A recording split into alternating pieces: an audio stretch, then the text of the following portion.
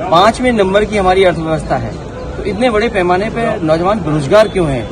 नौकरी क्यों नहीं उनके हाथ में? और फिर अग्निवीर जैसी व्यवस्था आधी अधूरी क्यों लागू करनी पड़ रही है? नमस्कार, पोस्ट बिहार झारखंड देख रहे हैं आप। मैं हूं आपके साथ पूजा। 18वीं लोकसभा के चौथे दिन राष्ट्रपति द्रौपदी मुर्मू ने दोनों सदनों और राज्यसभा और लोकसभा को संयुक्त रूप से संबोधित किया। इस दौरान राष्ट्रपति ने सरकार के कामकाज का खाका पेश किया। अब इस पर समाजवादी पार्टी के राष्ट्रीय अध्यक्ष और यूपी के कन्नौज से सांसद अखिलेश यादव का बयान सामने आया है। उन्होंने कहा कि किसान दुखी क्यों है, संकट में है। अगर यह 5वीं बड़ी अर्थव्यवस्था बनने की कहानी बताई जा रही है, क्यों इतने बड़े पैमाने पर नौजवान बेरोजगार है? क्यों? क्या सपा प्रमुख ने कहा कि 5वीं बड़ी इकोनॉमी, सबसे बड़ी अर्थव्यवस्था की कहानी क्यों सुनाई जा रही है? इतनी महंगाई क्यों है? चंद लोगों के विकास से देश का विकास को दूर कर नहीं देखा जा सकता है। सुनिए अखिलेश यादव क्या बोल रहे हैं।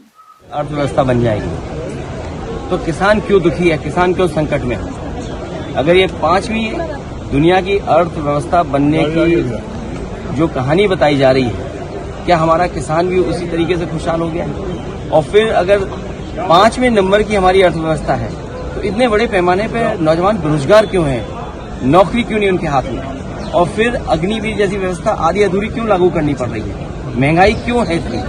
और जिस तरह से इन्वेस्टमेंट को लेकर के बड़े बड़े सपने दिखाए थे, सरकार कहती है कि हम सर्विस सेक्टर को भी और इन्वेस्टमेंट को भी देख रहे हैं, तो इन्वेस्टमेंट है कहाँ? अगर इन्वेस्टमेंट होता तो हमारी और ग्रोथ दिखाई देती। उस लोगों की ग्रोथ से देश की ग्रोथ नहीं हो सकती। उस लोगों की ग्रोथ से तो हमारा नंबर अच्छा हो सकता है, हम 5वें नंबर की व्यवस्था बन सकते हैं। लेकिन हमारे देश का किसान, गरीब और जो अभी तक 10 साल में सबसे ज्यादा उत्पीड़ित हुआ है, उसके लिए क्या है सरकार? और बाकी बातें हम लोग सदन में कहेंगे।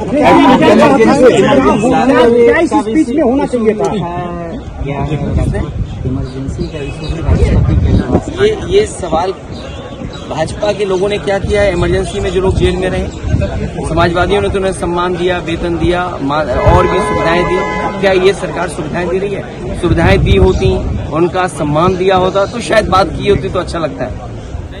अब आपको बता दें कि राष्ट्रपति द्रौपदी मुर्मू ने अपने पहले अभिभाषण में कहा कि सरकार ने पीएम मोदी के द्वारा चलाया गया किसान सम्मान निधि योजना से 20,000 करोड़ रुपए किसानों के खाते में गए हैं।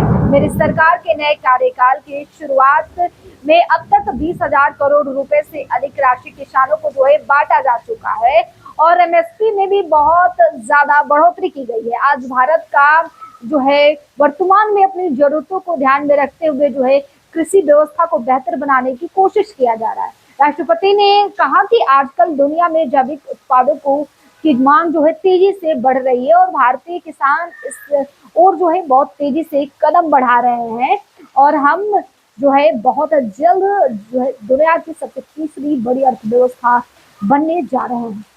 फिलहाल इस खबर पर आपकी क्या राय है? कमेंट बॉक्स में जरूर बने रहिए हमारे साथ, देखते रहिए पोस्ट बिहार झारखंड। धन्यवाद। नोरमा ग्रुप, जो सोचता है वो करता है। ये लो मुंह मीठा करो, आज मैंने अपना जॉब छोड़ दिया, अब हम पूर्णिया वापस जाएंगे। जॉब छोड़ दिया है? मतलब ये घर कैसे चलेगा? हम करेंगे क्या? और माँ बाबूजी क्या बोलेंगे? इसलिए मैं एक और मिठाई का डब्बा लाया। अपने बिजनेस के लिए लोन अप्रूव हो गया। अरे लोन अप्रूव हो गया वो तो ठीक है, लेकिन पूर्णिया में हम रहेंगे कहाँ? अपना घर भी तो नहीं है वहाँ। इसलिए तो एक और मिठाई का डब्बा अलग से लाया हूँ। हमने पूर्णिया में घर ले लिया है, पूर्णिया के ई होम्स पैनोरमा में। पूर्णिया में पैनोरमा ग्रुप लेकर आए हैं ई होम्स पैनोरमा। बड़ा घर, आलीशान जिंदगी और अत्याधुनिक सुविधाओं के संग। अरे अब क्यों मुंह मीठा करवा रही हो? क्योंकि हम घर वापसी जो कर रहे हैं। घर वापसी की खुशी पूर्णिया में ई होम्स पैनोरमा के संग। E homes panorama, luxurious lifestyle redefined.